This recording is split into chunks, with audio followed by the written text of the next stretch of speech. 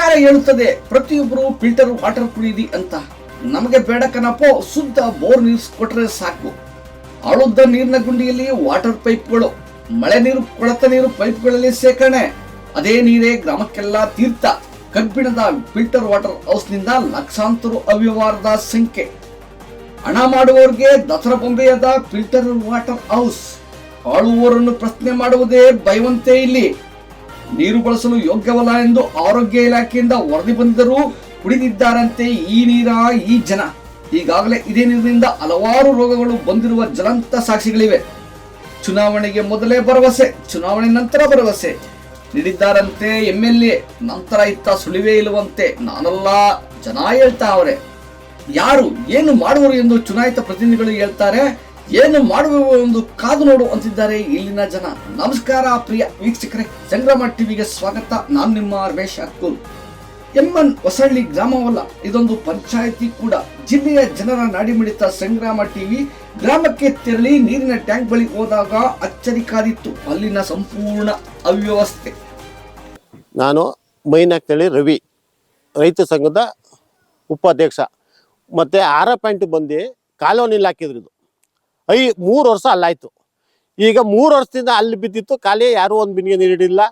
ತಗೊಬಂದು ಅಲ್ಲಿಂದ ಶಿಫ್ಟಿಂಗ್ ಮಾಡಿದ್ರು. 2 ವರ್ಷ ಆಗದೆ, ಇನ್ನೂ ಹೊರ್ಗಾಗೆ ಒಂದು ಬಿನ್ಗೆ ನೀರಿಲ್ಲ. EO ತಾವಿಂದ ಹಿಡ್ದು CO ತಾವಿ ಹಿಡ್ದು ಸಂಬಂಧಪಟ್ಟ ಅಧಿಕಾರಿಗಳ ತಕ್ಕೆಲ್ಲ ಹೋಗಿ ಮಾತಾಡ್ಕೊಬಂದ್ರು, ಅರ್ಜಿ ಕೊಟ್ಟರು. ಏನು ಮಾಡಿದ್ರು ಇದಕ್ಕೆ ಕಲೆಕ್ಷನ್ ಕೊಡದೆ ದಬ್ಬಾಳಿಕೆ ಮಾಡ್ಕೊಂಡು ನಿಂತವ್ರೆ ಈ 6 ಪಾಯಿಂಟ್. ಒಬ್ರಿಗೋಸ್ಕರ ತಡೆ ನೀರು ತರವಾಸರವರೆಗೂ ನೀರಿಲ್ಲ. ಅಲ್ಲೂ ಎಲ್ಲ ಇದೇ ಥರ ಆಗಿ ಅಲ್ಲೂ ಇದಾಗ್ಬಿಟ್ಟದೆ. ಎಲ್ಲ ಊರು ಮುಂದಕ್ಕೆ ಬರ್ತಾರೆ ಜನ. ಅಂಥದ್ರಲ್ಲಿ ಇವತ್ತು ಇಲ್ಲಿ ಮಾಡುವಂಥ 6 ಪಾಯಿಂಟದ ಇದು ಸರಿಯಾಗಿ ಮಾಡಿದೆ ನೋಡಿ. ಎಂಥ ಇದೆಲ್ಲ ಆಗಿರೋದು, ವ್ಯವಸ್ಥೆ ಆಗಿರೋದು.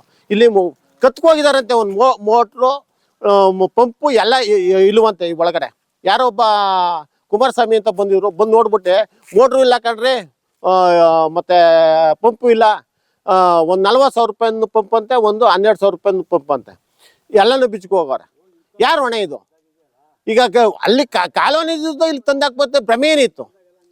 ಯಾಕೆ ಮಾಡಿದ್ರು? ಯಾರು ಕೇಳಿದ್ರೆ ನಮ್ಮ EO ಕೇಳಿದ್ರೆ ನನಗೆ ಸಂಬಂಧಪಟ್ಟದ್ದಲ್ಲ ಅಂತ ಅವ್ರು ಕೇಳ್ತಾರೆ. ನೀರಾವರಿಯವರು ಅಂತಾರೆ ನಾವು ಆಲೆ ಇಟ್ಕೊಟ್ಟಿದ್ದೀವಿ ಪಂಚಾಯತಿಗೆ ಅಂತಾರೆ. ಪಂಚಾಯತಿಯವ್ರು ಕೇಳಿದ್ರೆ ನಮ್ಗೆ ಲೆಟ್ರೆ ಕೊಡಲಿಲ್ಲ, ನಮ್ಗೆ ಹೆಸರು ಸೇರಿಸಲಿಲ್ಲ, ನಮ್ಗೇನು ಅದ್ರ ಬಗ್ಗೆನೇ ಗೊತ್ತಿಲ್ಲ ಅಂತ ಹೇಳ್ತಾರೆ. ಯಾರು ಹೊಣೆ? ಈಗ ಸಾರ್ವಜನಿಕರು ಈಗ ಈ ಟ್ಯಾಂಕಿ ನೀರು ಕುಡಿಯಕ್ಕೆ ಯೋಗ್ಯವಲ್ಲ ಅಂತ ಆಲೆ ಹೊಸಳ್ಳಿಲಿ ಆಸ್ಪತ್ರೆಯವರು ಯೋಗ್ಯ ನೀರಲ್ಲ ಅಂತ ಅಲ್ಲೇ ರಿಪೋರ್ಟ್ ಕೊಟ್ಟವ್ರೆ. ಜನಗಳಿಗೆ ಅದು ಮಾಹಿತಿ ಗೊತ್ತಿಲ್ಲ. ಅದೇ ಜನ ನೀರು ಕುಡಿತಾವ್ರೆ. ಇವತ್ತು ಈ ನೀರ ಕುಡಿಕೆ ಶುದ್ಧ ನೀರು ಇಲ್ಲ ಅಂದ್ರೆ ಇವತ್ತು ಯಾರು ಹೊಣೆ? ಇವತ್ತು ನೀರು ಕುಡಿಯಕ್ಕೆ ಜೀವ ಉಳಿಸ್ಕೊಳ್ಳೋಕೆ 30 ರೂಪಾಯಿ ಕೊಟ್ಟು ನೀರು ಕುಡಿತಾವ್ರೆ, 2 ಲೀಟ್ರ್ ನೀರ. ಇವತ್ತು ಅದೇ ಒಂದು ರೈತ ಬೆಳೆದು ಎಣ್ಣೀರು ಕುಡಿಕಾಯ್ತಲ್ಲ ಜನ. ಯಾಕೆ ಕುಡಿತಾ ಇದ್ರು? ಆರೋಗ್ಯ ಮುಖ್ಯ ಅಂತ ತಾನೇ ಕುಡಿತಾ ಇರೋದು. ಅದೇ ಅಲ್ಲದೆ ಇದ್ಯಾಕೆ ಮಾಡಿದ್ರು? ಈಗ ತರವಸರವ್ರಿಗಿಲ್ಲ.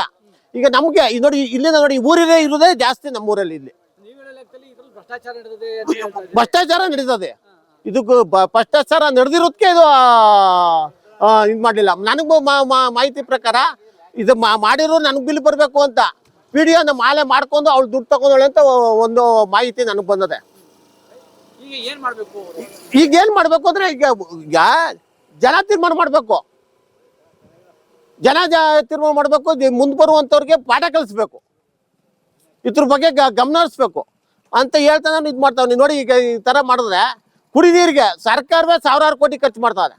1000 ಕೋಟಿ ಇದು ಸಣ್ಣ ಪುಟ್ಟನ ಕುಡಿ ನೀರಿಗೋಸ್ಕರ. ಈಗ ಯೋಜನೆ ಎಷ್ಟೆಷ್ಟು ಯೋಜನೆ ಕೊಡ್ತಾ ಇದ್ದಾರೆ.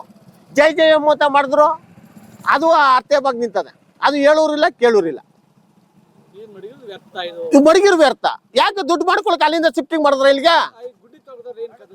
ಗುಡ್ಡಿ ಎಲ್ಲ ನೋಡಿ ಪೈಪ್ ಎಲ್ಲ ಹೊಡೆದೈತಾ ಇರ್ತವೆ ಅಲ್ಲಲ್ಲೇ. ಈಗ ಹೊಡೆದೈತಾ ಇರ್ತವೆ. ಜೈಜಮ್ಮ ಕಲೆಕ್ಷನ್ ಕೊಟ್ಟಿರೋ ಬಿಗ್ಗೆ ಕೊಟ್ಟಿರೋ ಯಾಕೆ ಆಗುವ? ಈಗ ಹಳೆ ಪೈಪ್ಗೆ ಬಿಲ್ ಮಾಡ್ತಾವ್ರೆ.